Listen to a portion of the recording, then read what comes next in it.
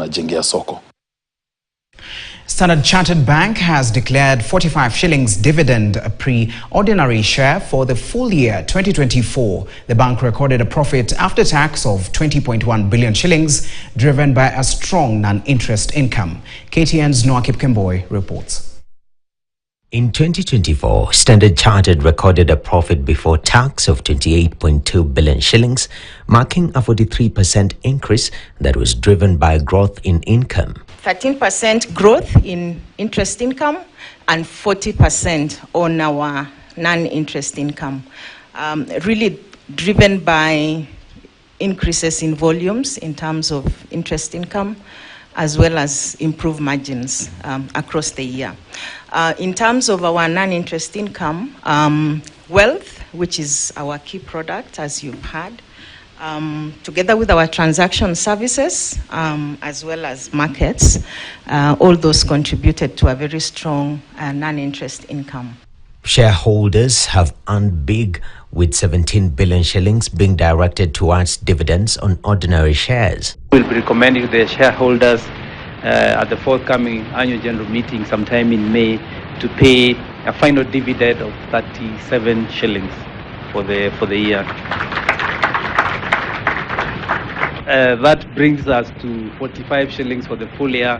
As you very well know, we had paid 8 shillings as the interim. So we are very pleased that we've been able to give a 55% increase back to our shareholders, who have given us the capital to continue doing what we do.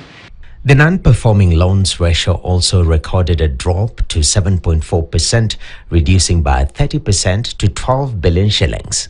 In addition, we are also growing our overall loan balances.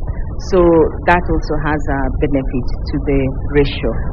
When you look at what we would call a cover ratio, how much provisions have you made against those non-performing? Given it's a legacy book, particularly, we've actually made provisions to cover 79.3% of that.